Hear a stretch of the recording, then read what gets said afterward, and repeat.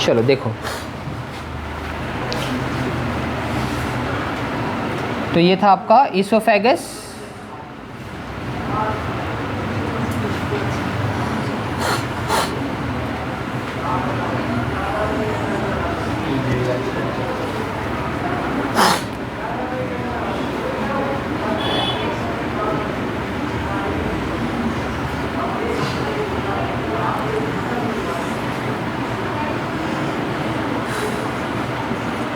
तो यहाँ पे दो स्पिंक्टर मसल है, ठीक है। एक ईसोफेगस जब स्टमक में आती है और एक स्टमक से जब स्मॉल इंटेस्टाइन में जाती है। तो यहाँ पर आप देख सकते हो दो क्या है, गेट है, स्पिंक्टर मसल है। इसका नाम क्या है, पाइलोरिक, सॉरी इसका नाम है पाइलोरिक, इसका नाम है कार्डियक, कार्डियक स्फिंक्टर, और इसका नाम है पाइलोरिक।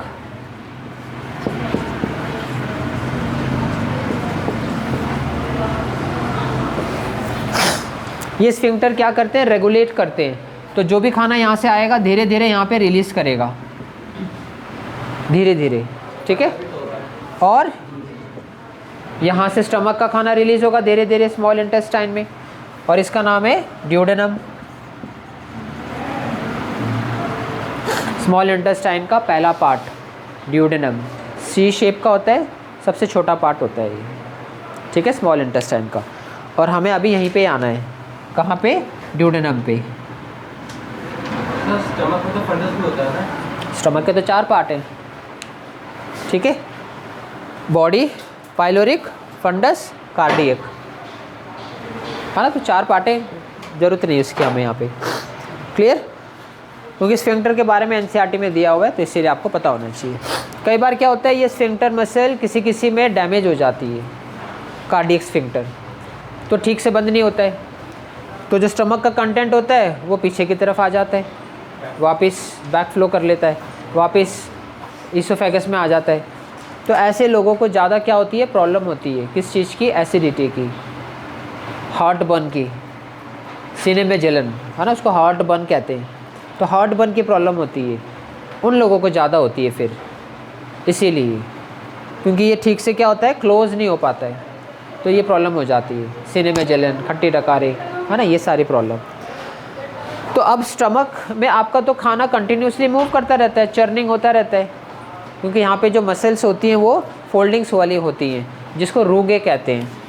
स्टमक में जो मसल्स होती हैं वो फोल्डिंग्स वाली होती हैं, इस तरह की, और इस मसल को हम कहते हैं रूगे, और यही खाने को हिलाती रहती है, मूव करवाती रहती है। तो चर्निंग होता रहता है खाना आपका, और 3 से 4 घंटे तक आपका स्टमक में खाना रहता है, ठीक है। और फिर धीरे धीरे अब माउथ में फूड क्या बना था आफ्टर पार्शियल डाइजेशन, बोलस, याद है ना, बोलस। तो स्टमक में भी कुछ नाम होगा फिर इसका, डाइजेशन के बाद स्टमक में, तो इसका नाम क्या है, स्टमक में जो बनेगा वो होता है आपका काइम। क्या कहलाएगा, काइम, काइम कहलाएगा। तो काइम की डेफिनेशन क्या है, नोट कर लो, chyme is partially digested food which is acidic in the stomach. Acidic है क्योंकि 1.8 के करीब था पीएच, पार्शली डाइजेस्टेड है, अभी भी कंप्लीट डाइजेशन नहीं हुआ है, कहाँ पे है, स्टमक में, तो वो इसकी डेफिनेशन है।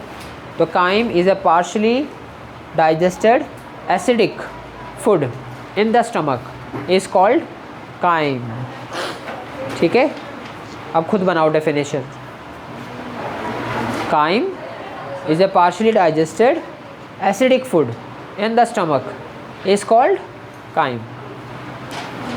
उसके बाद तो पैनक्रिया या फिर गॉलब्लैडर में जाएगा, लीवर में जाएगा ना? खाना लीवर में नहीं जाता, लीवर का जूस आता है, वो आएगा स्मॉल इंटेस्टाइन में, ठीक है। हाँ तो यही तो आएगा अब लीवर, ठीक है।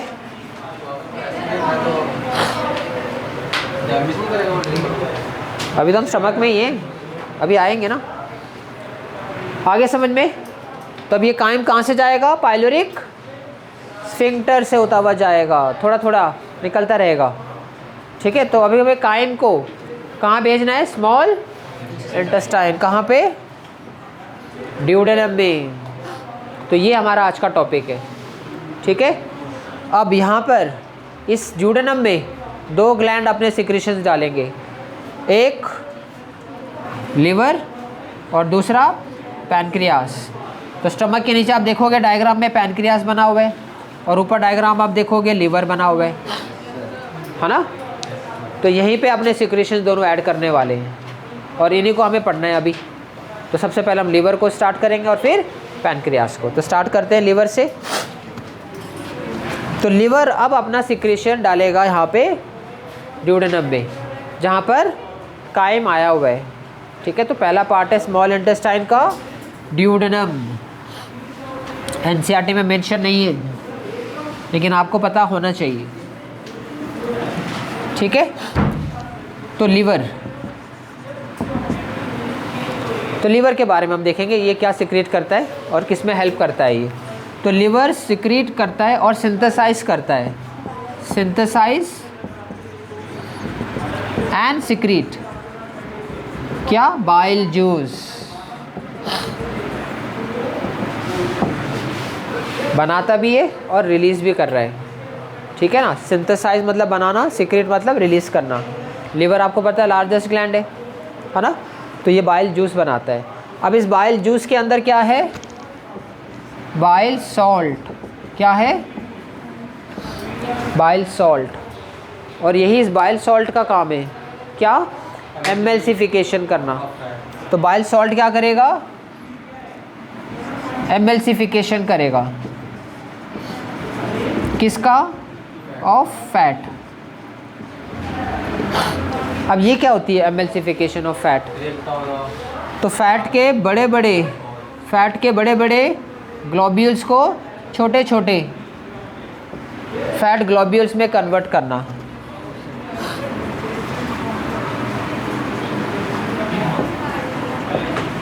तो बिग फैट ग्लोब्यूल्स को स्मॉल फैट ग्लोब्यूल्स में ब्रेक करना, इस प्रोसेस को कहते हैं एमएल्सिफिकेशन ऑफ फैट। आगे समझ में, इसमें कोई एंजाइम नहीं है। Bile juice does not contain any enzyme, फिर भी ये डाइजेशन में हेल्प कर रहा है। कैसे, by emulsification with the help of bile salt. तो आपसे अगर पूछा जाएगा कि एमएल्सिफिकेशन कौन कर रहा है, तो बाइल सॉल्ट लिखना, बाइल जूस नहीं। स्पेसिफिक आंसर बाइल सॉल्ट, क्योंकि बाइल जूस में बाइल सॉल्ट है, ठीक है ना। तो इसीलिए आंसर आएगा आपका बाइल सॉल्ट। एनसीईआरटी में साफ लिखा हुआ है कि ये बाइल सॉल्ट का काम है, और बाइल सॉल्ट के नाम नहीं लिखे एनसीईआरटी में, तो आपसे पूछेगा भी नहीं। सोडियम टोरोकोलेट, सोडियम ग्लाइकोकोलेट, ये सॉल्ट के नाम हैं जो आपको याद नहीं रखने हैं, ठीक है। इतना डिटेल में नहीं पूछेगा आपसे, क्लियर। एक्स्ट्रा नॉलेज के लिए जिसको रेफरेंस में मिल जाएगा। आगे समझ में। तो देखो कोई एंजाइम नहीं है, फिर भी ये डाइजेशन में हेल्प कर रहा है। कैसे, लार्ज फैट ग्लोब्यूल्स को स्मॉल फैट ग्लोब्यूल्स में। क्यों कर रहा है ये, क्यों तोड़ रहा है ये। अभी कहाँ से एब्जॉर्प्शन, अभी तो कंप्लीट डाइजेशन नहीं हुआ है, ताकि फैट का एंजाइम डाइजेस्ट कर सके आसानी से। क्योंकि फैट का एंजाइम बिग फैट के ग्लोब्यूल्स को ठीक से डाइजेस्ट नहीं कर सकता, छोटे छोटे फैट ग्लोब्यूल्स को आसानी से डाइजेस्ट कर सकता है। ये तो उसी तरह से हो गया ना कि मैं एक बड़े से स्टोन को नहीं उठा सकता, एक बड़े से चट्टान को नहीं उठा सकता, लेकिन अगर उसी के मैं छोटे छोटे टुकड़े कर दूँ, है ना, हैमर से, तो आसानी से मैं छोटे छोटे पत्थर तो उठा सकता हूँ कि नहीं उठा सकता। बस वैसे ही है, इतने बड़े स्टोन को तो उठा नहीं सकता, लेकिन अगर उसके छोटे छोटे टुकड़े कर दिए तब तो मैं आसानी से उसको ले जा सकता हूँ कहीं पर भी। तो वो टुकड़े कौन कर रहा है, बाइल सॉल्ट, और मैं कौन हूँ, एंजाइम। अब मैं आसानी से छोटे छोटे पत्थरों को ले जा सकता हूँ, उसका कुछ भी कर सकता हूँ, लेकिन मैं बड़े स्टोन के साथ उसको मैं आसानी से ट्रांसपोर्ट नहीं कर सकता था, इसीलिए तो दिक्कत आती मुझे। तो वही काम यहाँ पे आसान बना रहा है बाइल सॉल्ट, लिवर के द्वारा प्रोड्यूस होते। आ गया समझ में। और उस एंजाइम का नाम क्या है, लाइपेस। एक ही नाम है फैट का एंजाइम का, लाइपेस। तो लाइपेस किसको डाइजेस्ट करेगा इसके बाद, जो पैनक्रियास प्रोड्यूस करेंगे। लाइपेस किसको डाइजेस्ट करेगा, फैट को करता है ना, तो फैट क्या कहलाएगा इसके बाद? एमएल्सिफाइड फैट। क्या कहलाएगा? ये प्रोसेस होने के बाद, एमएल्सिफिकेशन प्रोसेस होने के बाद अब फैट एमएल्सिफाइड फैट कहलाएगा। और इस एमएल्सिफाइड फैट में फैट के ग्लोब्यूल्स बड़े वाले होंगे कि छोटे वाले? तो बस फिर, है ना, तो इस फैट को बोलेंगे एमएल्सिफाइड फैट। तो लाइपेज किसको डाइजेस्ट करेगा? एमएल्सिफाइड फैट को। खाली फैट मत लिखना, एनसीईआरटी में साफ लिखा हुआ है लाइपेज डाइजेस्ट एमएल्सिफाइड फैट, खाली फैट नहीं, क्योंकि अब तो फैट हमारा बदल चुका ना, एमएल्सिफाइड फैट हो गया, इसीलिए तो उसको सही कहना एमएल्सिफाइड होगा, ना कि फैट के। क्लियर? एक तो ये मेन फंक्शन था किसका? लीवर का।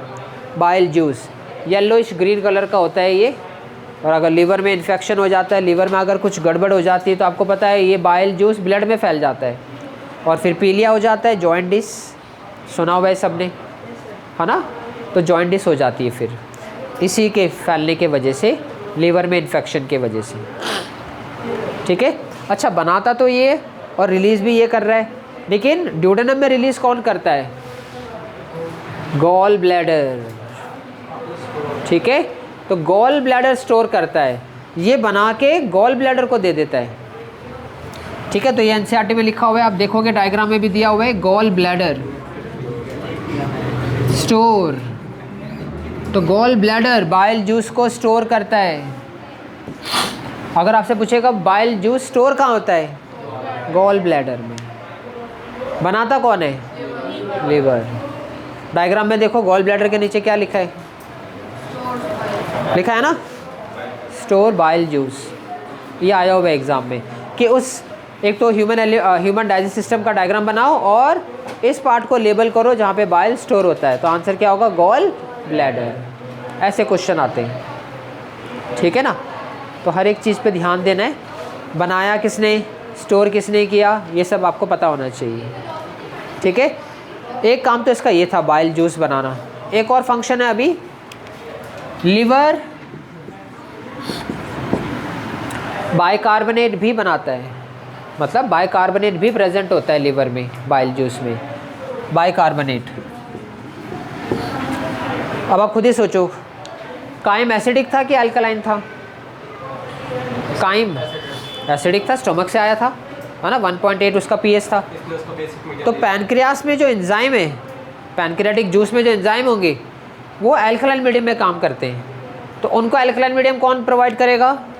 ये बाइकार्बोनेट, जो बाइल जूस में भी होते हैं। तो दो फंक्शन है, बाइल जूस और बाइल सॉल्ट प्रोड्यूस करना, और एक ये बाइकार्बोनेट, जो मीडियम को क्या बनाएगा? अल्कलाइन। क्योंकि पैनक्रियास के एंजाइम अब आने वाले हैं, इनको मीडियम चाहिए अल्कलाइन, इसीलिए तो वो ये भी प्रोवाइड करेगा। एक तो ये भी प्रोवाइड करेगा अल्कलाइन मीडियम बनाने में, और दूसरा पैनक्रिया के जूस में भी बाइकार्बोनेट होंगे, दोनों मिलकर, पैनक्रियाटिक के जूस भी और बाइल जूस भी, इसमें भी बाइकार्बोनेट है और पैनक्रियाटिक जूस में भी बाइकार्बोनेट होगा, दोनों मिलकर अल्कलाइन मीडियम प्रोवाइड करेंगे। तो ये था आपका। अच्छा, इसमें एनसीईआरटी में एक पॉइंट लिखा हुआ है कि जो एमएल्सिफिकेशन का एक्शन है ना, इसका एक्शन बिल्कुल वैसे है जैसे कि सोप ऑन डर्ट, साबुन कैसे मैल को काटता है, वैसे ही bile salt larger fat molecules को काट काट के छोटे कर देता है। ठीक है, तो एनसीईआरटी में लिखा हुआ है similar action of soap on dirt, ऐसा एक्शन होता है इसका, किसका? बाइल सॉल्ट का। तो याद रखना, क्वेश्चन फ्रेम होके आ जाएगा। ठीक है, तो विच action is similar of that of soap on dirt? Bile salt. Clear? NCERT की लाइन है ये, और बच्चे एनसीईआरटी को ठीक से नहीं पढ़ते, और एग्जामिनर जो आप नहीं सोचते उसको भी क्वेश्चन बना के दे देगा। तो आपको एग्जामिनर के माइंड से सोचना है, वैसे एनसीईआरटी पढ़नी है, खाली ऊपर ऊपर से नहीं। ठीक है ना, तो इसीलिए बच्चों को एनसीईआरटी पढ़नी नहीं आती, ऊपर ऊपर से पढ़ लेते हैं बस, इसीलिए। ठीक है, अब चलते हैं आगे। सेकंड लीवर के बाद पैनक्रियास में। लीवर राइट साइड में होता है, आप देख सकते हो लार्जेस्ट ग्लैंड है ये। और पैनक्रियास अगर आप देखोगे कहाँ पे इसकी लोकेशन, स्टमक के नीचे, ड्यूडेनम के बिल्कुल बीच में।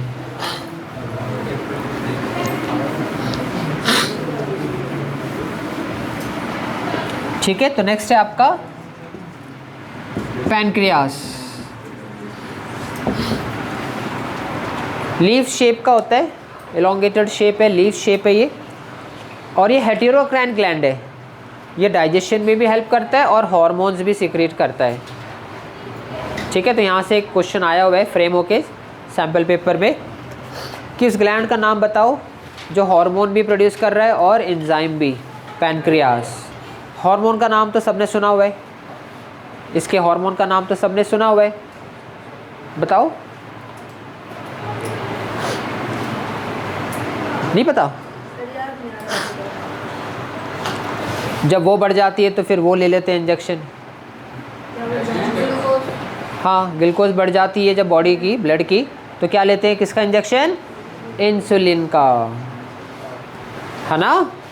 इंसुलिन का इंजेक्शन तो सबने सुना हुआ है, sugar patient, diabetic patients injection लेते हैं ना, तो इंसुलिन हार्मोन प्रोड्यूस करता है ये। आगे ना समझ में? ठीक है, तो इंसुलिन हार्मोन का नाम है, एंजाइम तो अभी हम देखेंगे, और ग्लूकागॉन ये दूसरा हार्मोन का नाम है, ये आप पढ़ोगे कंट्रोल एंड कोऑर्डिनेशन चैप्टर में डिटेल में। तो दोनों तरीके से काम करता है ये, हार्मोन भी रिलीज़ करता है और एंजाइम भी रिलीज़ करता है। इसका नाम है पैनक्रियास। और ऐसे ग्लैंड को हम कहते हैं हेटेरोक्राइन ग्लैंड, जो दोनों प्रोड्यूस कर रहा है, हार्मोन भी और एंजाइम भी। इसको बोलते हैं हेटेरोक्राइन। क्या बोलते हैं? हेटेरोक्राइन। हेटेरोक्राइन, तो ये कैसा ग्लैंड है? एक हेटेरोक्राइन ग्लैंड या मिक्स्ड ग्लैंड भी कह सकते हो आप। वैसे सही नाम तो इसका हेटेरोक्राइन है, मिक्स ग्लैंड भी कह सकते हो। और जो सिर्फ हार्मोन प्रोड्यूस कर रहा है उसको बोलेंगे एंडोक्राइन ग्लैंड, और जो सिर्फ एंजाइम प्रोड्यूस कर रहा है उसको बोलेंगे एक्सोक्राइन ग्लैंड। तो ये दोनों की तरह बिहेव कर रहा है, एक्सो की तरह भी, एंडो की तरह भी, इसलिए इसको क्या बोलते हैं? हेटेरोक्राइन ग्लैंड। आगे समझ में? याद रखना, ठीक है। हार्मोन का नाम इंसुलिन याद रखना अभी इस लेवल पे, और एंजाइम अभी हम देखेंगे। तो पैनक्रियास सिक्रीट करता है पैनक्रियाटिक जूस, उसके जूस का नाम उसी के नाम से रख दिया, पैनक्रियाटिक जूस।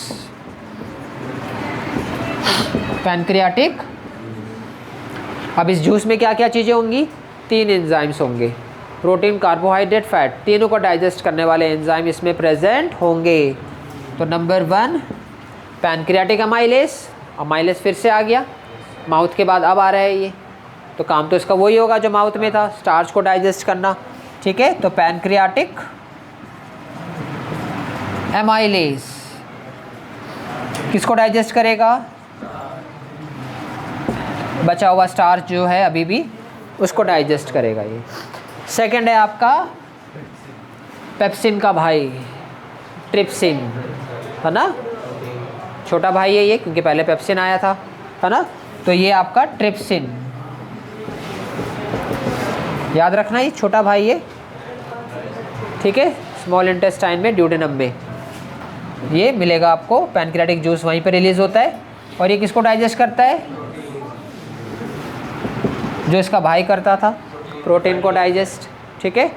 और अभी तीसरा तो मैंने बता दिया था, फैट वाला लाइपेस, ये डाइजेस्ट करेगा एमएलसिफाइड फैट को। एमएलसिफाइड फैट, ई से एमएलसिफाइड है, ठीक है ना, इसको नोट कर लो। क्लियर? तो कंप्लीट आप देख सकते हो तीनों एंजाइम यहाँ पे प्रेजेंट है, लेकिन अभी भी कंप्लीट डाइजेशन नहीं हुआ है, यहाँ पे एक स्टेप और रह गया है बस, इसके बाद वाला कंप्लीट डाइजेशन। यस, है ना, तो एक स्टेप दूर है अभी बस कंप्लीट डाइजेशन से। इसको आप नोट कर सकते हो, वेरी वेरी इंपॉर्टेंट है ये। पैनक्रियाटिक जूस के कंटेंट बहुत बार एग्जाम में आता है ये, नोट कर लिया? नोट करो इसको फटाफट।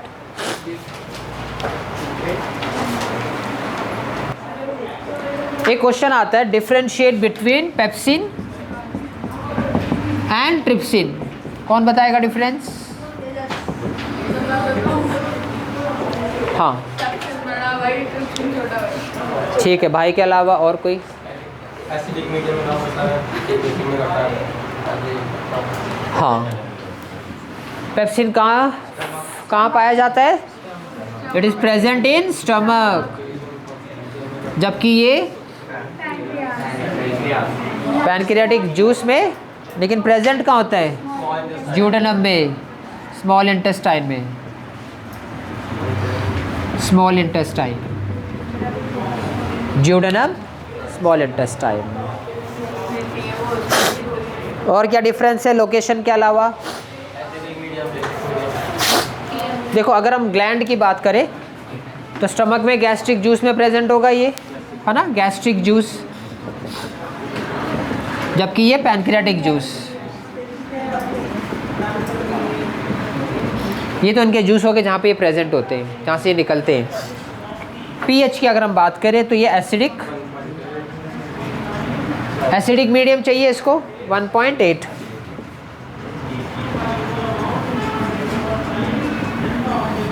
जबकि ये एल्कलाइन मीडियम।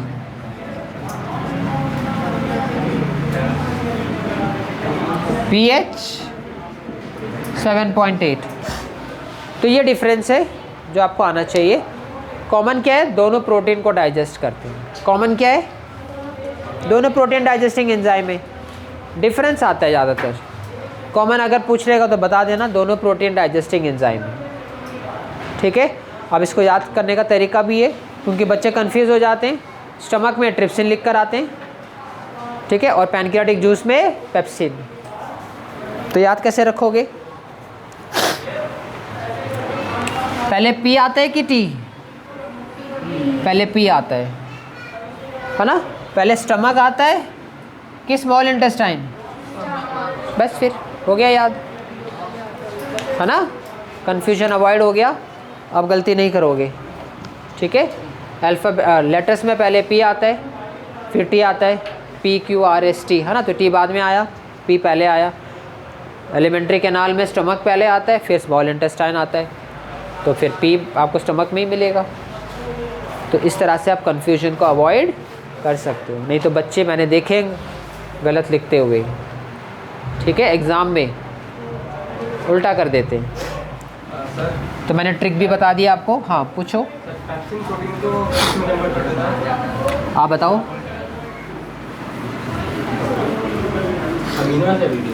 अभी नहीं, फाइनल नहीं हुआ ना अभी, तो अभी एक स्टेप और दूर है। डाईपेप्टाइड में डाईपेप्टाइड में कन्वर्ट करेगा प्रोटीएसेस और पेप्टोन्स।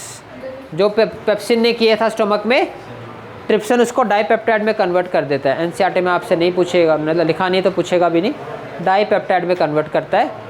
अब हम एक स्टेप और दूर हैं। स्मॉल इंटेस्टाइन के ड्यूडेनम के बाद जेजुनम आएगा, फिर इलम आएगा। मैं तीनों लिख देता हूँ। स्मॉल इंटेस्टाइन के 3 पार्ट्स होते हैं। सबसे पहला आएगा इसमें ड्यूडेनम, ये हमने अभी देखा। उसके बाद आएगा आपका जेजुनम, ठीक है, JEJUNUM, जेजुनम, ठीक है। और फिर आएगा आपका इलम।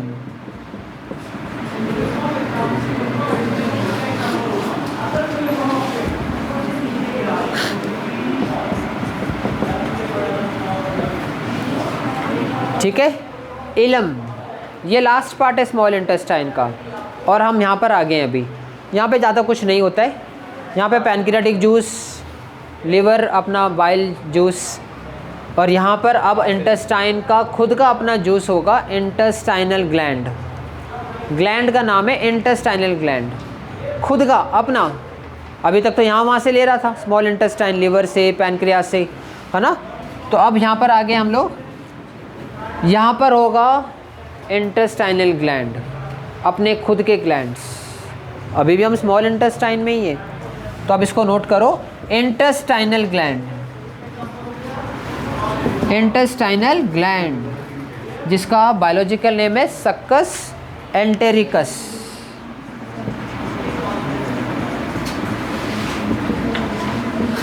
ठीक है, मतलब इंटेस्टाइनल ग्लैंड जो जूस सिक्रीट करेगा ना, उसका नाम है इंटेस्टाइनल जूस या फिर सक्कस एंटेरिकस। जूस का उसी का ही नाम है, pancreas pancreatic juice, intestine intestinal juice. यहाँ पर कंप्लीट डाइजेशन होगी, ये है वो कंप्लीट डाइजेस्ट करने वाला जूस, इंटेस्टाइनल जूस। कहाँ से बन रहा है? इंटेस्टाइनल ग्लैंड में। कहाँ प्रेजेंट है? इलम में, लास्ट पार्ट। यहाँ पे कंप्लीट डाइजेशन भी होती है और एब्जॉर्प्शन भी होता है। ठीक है, ड्यूडेनम, जेजुनम, इलम। ठीक है, क्लियर? इंटेस्टाइन में लिखा हुआ है intestinal juice, intestinal gland intestinal juice. तो यह एग्जाम में आ सकता है, याद रखना। हाँ, एंजाइम के नाम नहीं दिए, ठीक है, तो इसमें आप बच गए फिर, क्योंकि फाइनल डाइजेशन यहीं पे होता है और दुनिया भर के एंजाइम है यहाँ पे, तो उन सब एंजाइम से आप बच गए। लेकिन मैं आपको एक का बताऊँगा जो इम्पोर्टेंट है, कार्बोहाइड्रेट का। ठीक है, कार्बोहाइड्रेट, इसको नोट कर लेना, intestinal juice, succus entericus. Complete digestion यहीं पे होने वाली है अभी आपकी। इंटेस्टाइनल जूस में कार्बोहाइड्रेट का डाइजेशन मैं आपको बता रहा हूँ कंप्लीट। सुक्रोज, माल्टोस और लैक्टोस, ये कार्बोहाइड्रेट हमने अभी तक ये बना लिए। ठीक है, हमने स्टार्ट किया था स्टार्च से, ठीक है, कार्बोहाइड्रेट से। अब यहाँ तक हम पहुँच गए, ये एक स्टेप और दूर है बस इंटेस्टाइनल ग्लैंड में। अब ये जाएंगे इंटेस्टाइनल ग्लैंड में, इंटेस्टाइनल जूस यहाँ पे सिक्रीट होगा और ये अपने फाइनल प्रोडक्ट में कन्वर्ट हो जाएंगे। ये डाइसैकराइड्स हैं, ये दो दो शुगर से मिलकर बने हुए हैं। अब जब मैं इनको तोड़ूंगा ना, वो शुगर निकलेगी और वही हमारा फाइनल प्रोडक्ट है। इनके एंजाइम के नाम बहुत आसान है याद करना। सुक्रोस है, एस लगाना है बस, सुक्रेस, लास्ट में एस, ओ के बदले ए लगा दो बस, एंजाइम का नाम बन जाएगा। एस वाले जितने भी सारे एंजाइम होते हैं, बिना एस वाले भी होते हैं, जैसे ट्रिप्सिन, पेप्सिन। माल्टोस का बताओ, माल्टेस। लैक्टोस का लैक्टेस। तो एंजाइम के नाम तो आपको पता चल गए, है ना। तो ये एंजाइम सुक्रोज को तोड़ेगा, ग्लूकोज तो बनेगा ही बनेगा, ग्लूकोज तो बनेगा ही बनेगा, सब में ग्लूकोज तो कॉमन है, एक शुगर तो ग्लूकोज कॉमन है और एक अलग अलग है। माल्टोस में दो ग्लूकोज से मिलकर माल्टोस बनता है, ग्लूकोज प्लस ग्लूकोज, दो ग्लूकोज जोड़ दो तो माल्टोस बनेगा। ग्लूकोज प्लस फ्रक्टोस तो आपका सुक्रोज बनता है। और फ्रक्टोस फ्रूट जूस में प्रेजेंट, फ्रूट में जो जूस होता है ना स्वीट, वो फ्रक्टोस ही होता है, फ्रूट जूस से नाम से जाना जाता है ये। ठीक है, फ्रक्टोस फ्रूट जूस। बचा आपका लैक्टोस, तो ग्लूकोज प्लस गैलेक्टोस।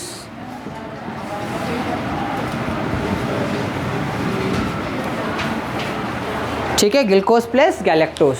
तो आप देख सकते हो ये हैं सारे सिंपल कार्बोहाइड्रेट, ये सब सिंपल कार्बोहाइड्रेट है। ग्लूकोज सिंपलेस्ट कार्बोहाइड्रेट है, फ्रक्टोज सिंपल कार्बोहाइड्रेट है, गैलेक्टोज सिंपल कार्बोहाइड्रेट है। तो ये मिल गया आपका एंड प्रोडक्ट। और एंड प्रोडक्ट कौन सा लिखोगे? ग्लूकोज। अल्टीमेटली कार्बोहाइड्रेट डाइजेस्ट होने के बाद ग्लूकोज में कन्वर्ट हो जाएगा। ठीक है, तो एंड प्रोडक्ट लिख लो सभी के। कार्बोहाइड्रेट का अभी बताया मैंने, कार्बोहाइड्रेट का एंड प्रोडक्ट क्या है? ये एमसीक्यू में भी आता है, 1 मार्क्स में भी आते हैं।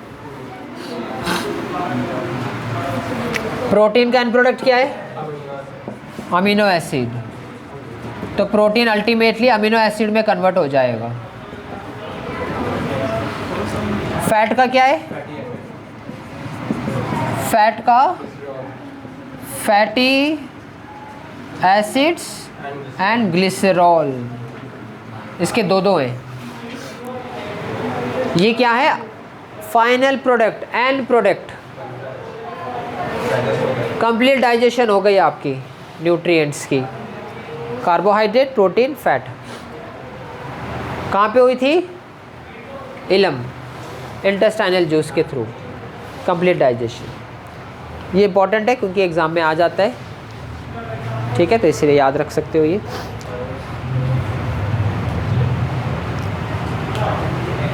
कम से कम इतने आप याद रख लो, बाकी याद करने की ज़रूरत नहीं है। हाँ, यहाँ पर भी लाइपेस होगा, ठीक है, फ़ैट को डाइजेस्ट करने के लिए। पहले फ़ैट आपका ट्राइग्लिसराइड से डाइग्लिसराइड, डाइग्लिसराइड से मोनोग्लिसराइड, मोनोग्लिसराइड टूटेगा तो आपका ये बनेगा, ठीक है।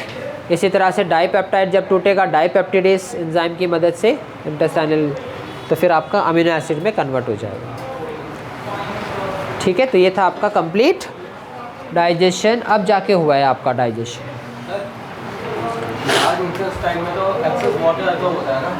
हाँ, तो water and minerals large intestine में एब्जॉर्प्शन होगा, और न्यूट्रिएंट का एब्जॉर्प्शन स्मॉल इंटेस्टाइन में ही होगा। उसमें भी होता है, जेरिनम में भी होता है। क्या चीज़? विलाय आपके ज़्यादातर कहाँ मिलेंगे आपको? इलम में मिलेंगे, है ना, तो जहाँ पे डाइजेशन होती है कंप्लीट। क्योंकि अगर डाइजेशन कंप्लीट इलम में हो रही है तो पीछे जाके थोड़ी वो एब्जॉर्प्शन करवाएगा, है ना, तो इसीलिए तो मैक्सिमम एब्जॉर्प्शन कहाँ होगी आपकी? इलम में ही होगी, जहाँ पे डाइजेशन हुआ है आपका, ठीक है। तो वहीं पे आपको क्या मिलेंगे? न्यूमरस फिंगर लाइक प्रोजेक्शंस, जिसको हम विलाई कहते हैं। तो नेक्स्ट टॉपिक है हमारा वो है एब्जॉर्प्शन। डाइजेशन के बाद तो एब्जॉर्प्शन ही आता है, ठीक है। इसमें कोई डाउट है तो पूछ लो, है कोई डाउट? ठीक है, ये एंड प्रोडक्ट है, याद रखना, एमसीक्यू में आ जाते हैं, 1 मार्क्स में आ जाते हैं, या अलग से 2-3 मार्क्स में भी क्वेश्चंस बनकर आ जाते हैं ये, ठीक है। इसको रब कर रहा हूँ मैं। अब आएगा आपका एब्जॉर्प्शन। तो डाइजेशन के बाद एब्जॉर्प्शन। एब्जॉर्प्शन तो थर्ड स्टेप आती है आपकी होलोजोइक में, इंजेशन, डाइजेशन, एब्जॉर्प्शन। अब एब्जॉर्प्शन भी आपका इलम में ही होगा, ठीक है ना। न्यूट्रिएंट का एब्जॉर्प्शन, वाटर मिनरल का एब्जॉर्प्शन लार्ज इंटेस्टाइन में होगा, ये ध्यान रखना। लार्ज इंटेस्टाइन में न्यूट्रिएंट का एब्जॉर्प्शन नहीं होता, वाटर मिनरल का। न्यूट्रिएंट का एब्जॉर्प्शन तो आपका स्मॉल इंटेस्टाइन में ही होगा, ठीक है। किसके थ्रू होगा? न्यूमरस, क्या होगा? न्यूमरस फिंगर लाइक प्रोजेक्शंस या स्ट्रक्चर कॉल्ड विलाय। तो एक विलाय कैसा दिखेगा आपको? कुछ ऐसा दिखेगा। ये विलस है, क्या है ये? विलस, विलाय का सिंगुलर, विलस। इसके अंदर आपको ब्लड वेसल्स मिलेंगे, इसके अंदर आपको लैक्टियल मिलेगा, ठीक है, और इसके ऊपर आपको माइक्रो विलाय मिलेंगे। तो विलाय क्या करता है? सरफेस एरिया इंक्रीज करता है। सरफेस एरिया इंक्रीज करेगा किसके लिए? मैक्सिमम एब्जॉर्प्शन के लिए, ताकि ज़्यादा से ज़्यादा न्यूट्रिएंट्स एब्जॉर्ब हो सकें, ठीक है। तो ग्लूकोज अभी मिला था हमें कार्बोहाइड्रेट डाइजेशन से, विलाई के थ्रू एब्जॉर्ब होके ब्लड में जाएगा। ब्लड वेसल है ना, ये तो ब्लड वेसल है, यस, है ना, ये तो ब्लड वेसल्स हैं। ये लैक्टियल है, तो ग्लूकोज एंड अमीनो एसिड ये ब्लड में चले जाएंगे विलाई के थ्रू। न्यूमरस लाखों में होंगे ये विलाई स्मॉल इंटेस्टाइन में, बहुत छोटे छोटे होते हैं ये, ठीक है। अब बचा आपका फैटी एसिड एंड ग्लिसरॉल, ये ब्लड में नहीं जाएगा, वो लैक्टियल में जाएगा। कहाँ जाएगा? लैक्टियल में जाएगा। और लैक्टियल में क्या है? लिम्फ। लैक्टियल में क्या है? ये लिक्विड, ये फ्लूइड है, लिम्फ। ये लेके जाएगा digested fat and fatty acid and glycerol, तो ये जाएगा लैक्टियल में, ठीक है ना। फैटी एसिड एंड ग्लिसरॉल आपका VIP है, इनके साथ नहीं जाता, खास है ना, तो इसको ले जाने वाला अलग रास्ता है, लिम्फ के थ्रू जाएगा ये, पढ़ेंगे इसको लिम्फ में, ट्रांसपोर्टेशन टॉपिक में, ठीक है ना। लिम्फ कैरिड करेगा इसको, लिम्फ ट्रांसपोर्ट करता है, बाकी तो ब्लड ट्रांसपोर्ट करता है, ग्लूकोज और अमीनो एसिड ब्लड ट्रांसपोर्ट करेगा, लेकिन फैटी एसिड एंड ग्लिसरॉल को लिम्फ ट्रांसपोर्ट करेगा, ट्रांसपोर्ट बाय लिम्फ, लैक्टियल में जाएगा, अल्टीमेटली लिम्फ उसको ब्लड में डाल देगा, ठीक है ना। तो digestion of fatty acid and glycerol का जो है वो, इनका जो न्यूट्रिएंट है वो लिम्फ के थ्रू कैरिड आउट होता है। लिम्फ वाले टॉपिक में पढ़ेंगे, यहाँ पर भी मैंने आपको बता दिया है। एब्जॉर्प्शन भी आपका कंप्लीट। अब बचा आपका एसिमिलेशन, एसिमिलेशन तो आता ही है आपको। अब ये ग्लूकोज ब्लड के थ्रू कहाँ जाएगा, सेल में जाएगा, सेल में ग्लूकोज दे दिया, ब्लड ने सेल को ग्लूकोज दे दिया, क्योंकि ब्लड ग्लूकोज को ले गया ना ट्रांसपोर्टेशन करता हुआ, कहाँ पहुँचा दिया, सेल के अंदर। ऑक्सीजन ली, ब्लड के थ्रू गई, सेल में पहुँचा दिया जहाँ ग्लूकोज उसका इंतज़ार कर रहा था। अब ऑक्सीजन ग्लूकोज को क्या करेगा, ऑक्सीडेशन, ब्रेक डाउन करेगा, और क्या रिलीज़ होगी, एनर्जी, रेस्पिरेशन, जो नेक्स्ट टॉपिक है हमारा। और कार्बन डाइऑक्साइड रिलीज़ होगी, सबको पता है ये, एनर्जी बनती है, कार्बन डाइऑक्साइड रिलीज़ होती है, ठीक है, क्लियर।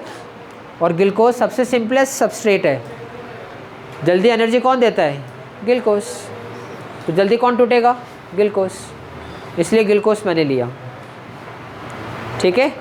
लेट में कौन टूटता है, प्रोटीन, अमीनो एसिड, और उसकी नौबत नहीं आनी चाहिए, ठीक है, नहीं तो फिर मर जाते हैं। सेकेंड नंबर पे आता है फैट का, पहला नंबर आता है कार्बोहाइड्रेट का, फिर आता है आपका फैट, तीसरा नंबर पे आता है प्रोटीन, ठीक है। अगर आप, मैंने बताया था, अगर आप खाना नहीं खाओगे है ना कई महीनों तक, तो आपके बॉडी का सारा ग्लूकोज यूज़ होगा, सारा कार्बोहाइड्रेट यूज़ होगा सबसे पहले। दूसरे नंबर पे आएगा फैट, क्योंकि फ़ैट रिजर्व्ड है, स्टोर्ड फूड आइटम है ना, एनर्जी स्टोर्ड फूड आइटम है फैट, तो फिर फैट का नंबर आएगा, सारा बॉडी का फैट ख़त्म हो जाएगा, उसके बाद फिर आएगा प्रोटीन का number.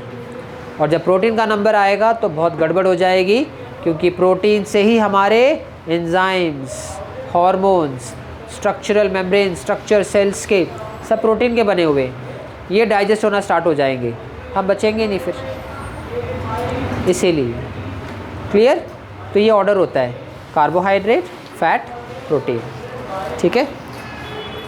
Assimilation, fourth step, assimilation तो पता ही है, अभी मैंने एनर्जी बनाई है ना, ग्लूकोज ऑक्सीजन जाके एनर्जी बनाई, mitochondria, respiration, power house of the cell, है ना, तो वहाँ पे एनर्जी बनेगी, उस एनर्जी को हम यूज़ करेंगे ग्रोथ, डेवलपमेंट, मेंटेनेंस के लिए, एक्टिविटीज़ के लिए। हो गया आपका एसिमिलेशन। बचा आपका एजिशन, तो वो लार्ज इंटेस्टाइन के थ्रू होगा, ठीक है। तो लार्ज इंटेस्टाइन भी कंप्लीट कर लेते हैं ताकि ये आपका टॉपिक कंप्लीट। लार्ज इंटेस्टाइन में किसका एब्जॉर्प्शन होता है, water and only water and minerals. Large intestine का नाम, लार्ज इंटेस्टाइन उसके डायमीटर के अकॉर्डिंग है, ना कि उसके लेंथ के अकॉर्डिंग। लेंथ में तो स्मॉल इंटेस्टाइन बड़ी है, लेकिन डायमीटर में स्मॉल इंटेस्टाइन छोटी है। तो जिनके नाम है ना स्मॉल और लार्ज, ये इनके डायमीटर के अकॉर्डिंग है, ना कि उनके लेंथ के अकॉर्डिंग, ठीक है। लार्ज इंटेस्टाइन में एब्जॉर्प्शन होगा वाटर एंड मिनरल्स का, न्यूट्रिएंट का कोई एब्जॉर्प्शन नहीं होता है। इसमें फीसस फॉर्मेशन होगा, लार्ज इंटेस्टाइन में फीसस बनेगा, स्टूल जिसको हम कहते हैं आम भाषा में, फीसस। फीसस आपका स्टोर होगा रेक्टम में टेम्परेरी, और फिर एनएस के थ्रू, एनल स्फिंक्टर की मदद से बाहर रिलीज़ कर देते, पास आउट कर देते अनडाइजेस्टेड फूड को फीसस के फॉर्म में। कंप्लीट आपका डाइजेस्टिव सिस्टम माउथ से स्टार्ट किया था, एनएस पे पहुंच गए, ठीक है। ये था आपका complete digestive, human digestive system, clear.